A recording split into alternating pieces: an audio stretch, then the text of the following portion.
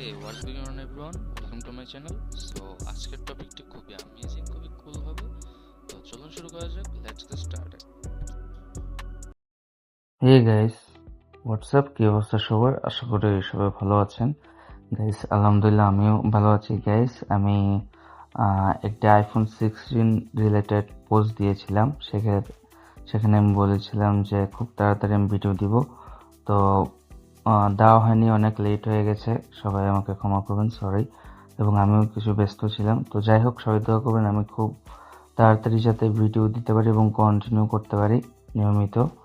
তো যাই হোক গাইস, ফার্স্ট অফ অল আমি 3টি ট্রিক শেয়ার করবো এবং 3টি সেটিংস শেয়ার করবো, যে 3টি সেটিংস আপনি চেঞ্জ করলে আপনার ফোনের সিকিউরিটি, স্টোরেজ এবং পারফরমেন্স 3টা ক্ষেত্রে কিন্তু আপনি ভালো আউটপুট পাবেন। So let's get started. First of all আমরা সেটিংসে চলে যাব। এখান থেকে গাইস আমরা যারা স্যামসাং ফোন ইউজ করি এবং ফার্স্ট যে সেটিংসটা দেখাবো সেটির বিস্তারিত দেখানোর আগে আমি কিছু বলতে চাই গাইস।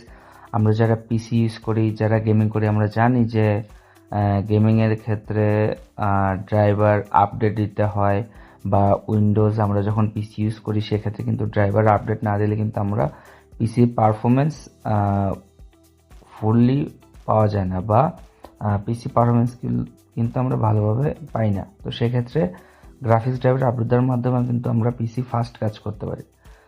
সেম অপশনটি আপনার ফোনে অ্যাপ পারফরমেন্সের ক্ষেত্রে কাজ করবে। গাইস আমরা স্যামসাং ফোন যারা ইউজ করি তারা জানি যে ডেভেলপার মোড অপশন অন করার জন্য অ্যাবাউট ফোনে গিয়ে দেন সফটওয়্যার ইনফরমেশন, দেন এখানে আমরা বিল্ড নাম্বারে ট্যাপ করব 3 থেকে 4 বার। দেন গাইজ আমার যেহেতু ডেভেলপার মোড আগে থেকে অন আছে, সেক্ষেত্রে আমার ডেভেলপার মোড আসবে না এখন আর। আমরা ব্যাকে চলে যাব। ব্যাকে চলে আসার পর এখান থেকে ডেভেলপার মোডে ক্লিক করব, দেন নিচে স্ক্রল করতে থাকবো গাইজ। স্ক্রল করার সময় আপনারা খেয়াল করবেন এখানে লেখা থাকবে গাইজ, আমি বলে দিচ্ছি, এখানে লেখা থাকবে জিপিইউ গ্রাফিক্স। গাইজ দেখুন, এই যে গাইজ দেখুন গ্রাফিক্স ড্রাইভার, এখানে আমি দেখিয়ে দিচ্ছি এই যে এই অপশনটি। গাইজ ডেভেলপার বুটে আসবেন, আসার পর এখান থেকে নিচে স্ক্রল করবেন। স্ক্রল করার সাথে সাথে আপনারা এখানে দেখতে পারবেন গ্রাফিক্স ড্রাইভার, এই সেটিংসে ক্লিক করবেন। ক্লিক করার পর দেন এখান থেকে গাইজ দেখুন এই ফোনে যেহেতু অনেক গেম আছে, সেক্ষেত্রে আপনি যখন গেম খেলবেন সেক্ষেত্রে কিন্তু গাইজ ডিফল্টের মেনু হচ্ছে গাইজ র্যাম 8 GB এবং যতটুকু আছে ততটুকুর ভিতরে অটোমেটিক্যালি ডিভাইস সেট হবে। কিন্তু আপনি যদি গাইজ দেখুন এখানে সিস্টেম গ্রাফিক্স ড্রাইভার সিলেক্ট করেন, সেক্ষেত্রে এই অ্যাপটি যখন আপনি ফোনে রান করবেন সেক্ষেত্রে আপনি সিপিইউ যে গ্রাফিক্স সেটি সহ অ্যাপটি রান হবে, সেক্ষেত্রে আপনার পারফরমেন্স একটু ভালো পাবেন। প্রতিটা অ্যাপ থেকে কিন্তু আপনি চাইলে গাইজ দেখুন, আমি যদি শেডোফাই 2তেও এই সিস্টেম গ্রাফিক্স ড্রাইভার দিয়ে থাকি, যদিও শেডোফাই 2 অনেক আগের গেম, সেক্ষেত্রে কিন্তু গাইজ আপনারা যখন অনলাইন গেম খেলবেন, PUBG, new state, arena breakout খেলবেন, সেক্ষেত্রে কিন্তু এই অপশনটি অবশ্যই চালু করে রাখবেন। ল্যাগ থেকে এবং হিট থেকে শুরু করে হ্যাং থেকে শুরু, গেমটি স্মুথলি চলবে, অ্যাপেজ ড্রপ করবে না।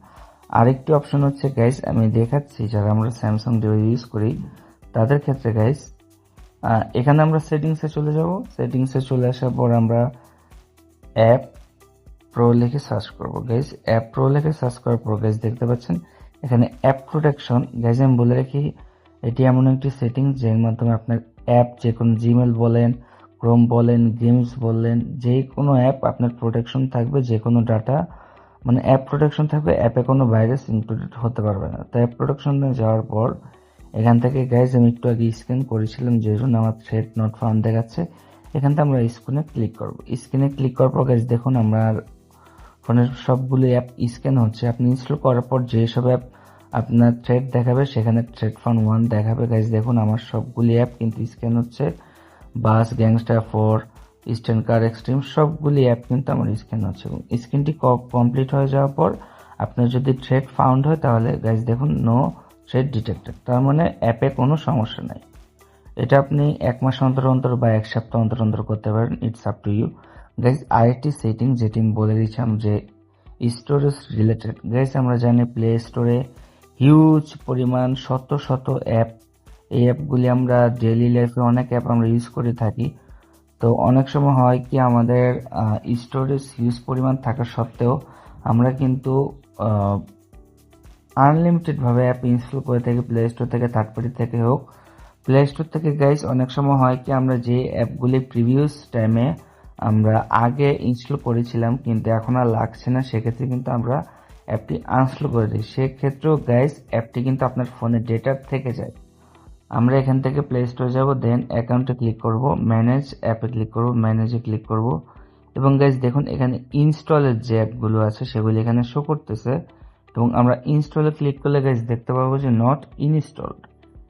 এই অ্যাপগুলি গাইস, এই যে দেখুন এই অ্যাপগুলি একটা টাইমে এবং আগে হয়তো অ্যাপগুলি ইনস্টল হয়েছিল, সেক্ষেত্রে এগুলির ডেটা কিন্তু এখনো ডিভাইসে রয়ে গিয়েছে। তো সেক্ষেত্রে আপনি এখান থেকে অ্যাপগুলিকে সিলেক্ট করে নেবেন এবং একটা দুটো করে সবগুলি সিলেক্ট করে নেবেন। সবগুলি সিলেক্ট করে নেওয়ার পর গাইস আমি এখান থেকে সিলেক্ট করে দেখাচ্ছি।